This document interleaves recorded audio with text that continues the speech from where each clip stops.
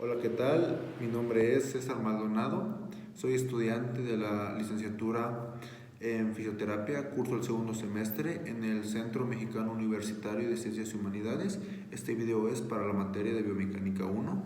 Bien, vamos a hablar de las generalidades de la columna vertebral, así como la importancia que tienen y las regiones. Bien, comenzaremos describiendo las generalidades de la columna vertebral, ya que nos dice que su función biomecánica principal es proteger al médula espinal, dar movimiento obviamente, tener flexibilidad y sobre todo distribuir las cargas de la cabeza y del cuerpo, del hemicuerpo superior hacia la pelvis. Bien, esta columna vertebral consta de 4 curvaturas.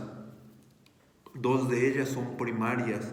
En este caso, las curvaturas primarias serían la cifosis, que vendrían siendo la cifosis dorsal y la cifosis sacras.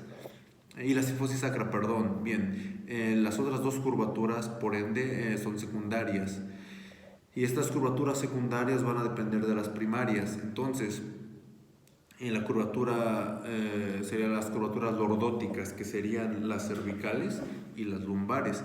En la cifosis, la lordosis cervical se desarrolla cuando en los primeros años de vida al intentar levantar la cabeza, y la lordosis lumbar se desarrolla igualmente en los primeros años de vida a la bipedestación. Bien, su biomecánica principal es dar flexibilidad y resistencia a todo el cuerpo. Bien, en este caso, las curvaturas que presentan la hacen más resistente a la carga, a diferencia de que si fuera una columna totalmente recta. Bien, y también poseen discos intervertebrales, que estos discos están compuestos por el 88% de agua. Hablando de su cinética, tenemos que la carga principal a la que está sometida la columna vertebral es el propio peso corporal, además de que carga aproximadamente el 60% del peso corporal. También influye mucho la actividad musculatura, ya que presenta muchos anclajes y al contraerse los músculos, obviamente tienen que hacer presión directamente sobre la columna vertebral. Bien, hablando de su cinemática, tenemos que dichos movimientos van a estar controlados específicamente por el sistema nervioso central. Obviamente el sistema nervioso central va a hacer una coordinación con la musculatura implicada para que estos se contraigan de manera voluntaria en el preciso momento que lo necesitamos. Bien, ahora vamos a hablar un poquito de las regiones de la columna vertebral. Comenzaremos por la región cervical, que consta de 7 vértebras. Y este raquis cervical se subdivide en raquis cervical superior o suboccipital y raquis cervical inferior. Bien, el raquis cervical superior consta del atlas y el axis, que son la primera y la segunda vértebra. Bien, y curiosamente también entra en juego el occipital. En este caso, el occipital sería considerado como C0.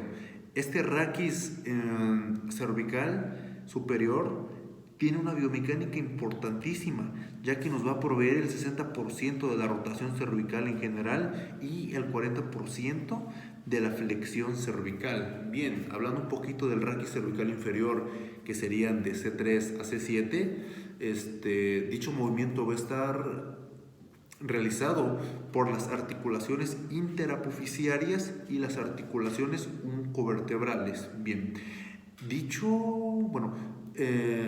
dividimos raquis cervical superior e inferior, pero hablando biomecánicamente, tomamos rangos de movimiento específicos, donde la flexión cervical va a tener una movilidad de aproximadamente 45 grados, la extensión igualmente 45 grados, la inclinación lateral de 45 grados hacia cada lado, y la rotación la marca aproximadamente de 60 u 80 grados dependiendo del autor, y claro, obviamente depende mucho de la flexibilidad que tenga cada persona. Bien, eh, por ende el raquis cervical presenta mucha movilidad. Ahora vamos a hablar un poquito de el raquis dorsal. Dicho raquis dorsal tiene la responsabilidad de mover también a la caja torácica, y es interesante la movilidad que va a presentar la caja torácica, bueno, y también el raquis dorsal, porque su movilidad de es más limitada, ya que las costillas limitan dicha movilidad, específicamente las articulaciones costocostales, costotransversas y costocorpóreas. Bueno, las costillas, según el grupo superior o inferior, van a presentar dicha movilidad específica, ya sea en asa de cubo o en brazo de bomba. Pero bien,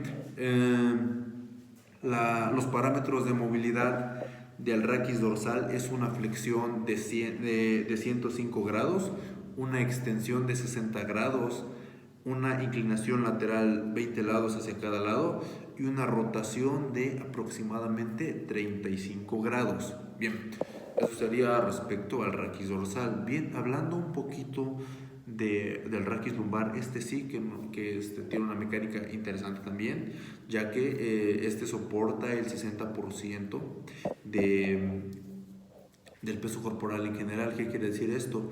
Que va a estar cargando lo que es el peso corporal de la cabeza y parte del hemicuerpo, hemicuerpo superior. Y bueno, aquí entra en juego otro elemento, que es el disco.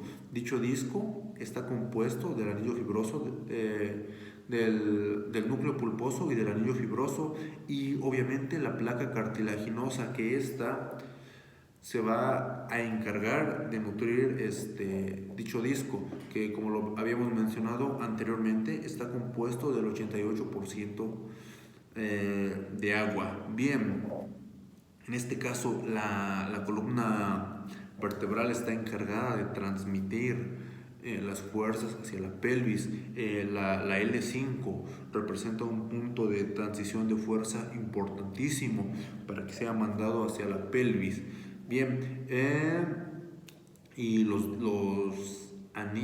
discos intervertebrales tienen la función de distribuir las cargas de forma equilibrada para que ésta no se lesione. Y bueno, además de que los discos intervertebrales nos van a ayudar a limitar movimientos en todos los ejes. Y bueno, algo importante que me faltó decir es que toda la columna vertebral en general tiene movimientos en los tres planos,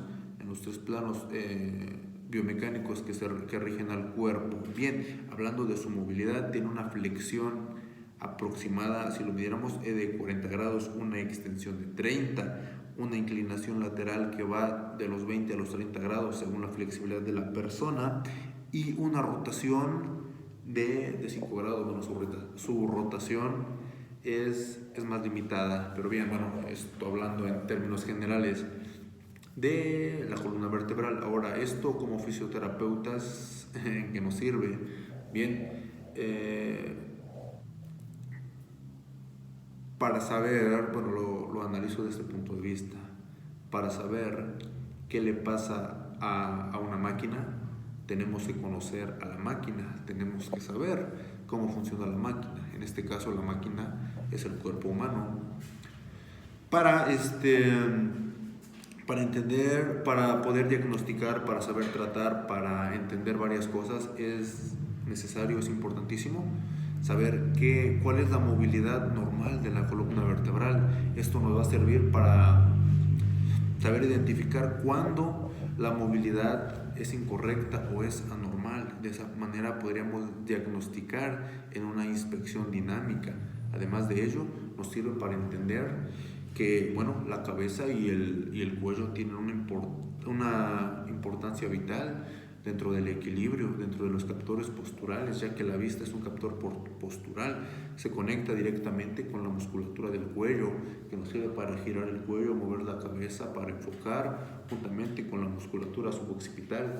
Entonces, la importancia mecánica de la columna vertebral, bueno, es inmensa y como terapeuta nos es demasiado útil para saber tratar, diagnosticar y entender cuándo el cuerpo no se está moviendo de forma correcta. Gracias.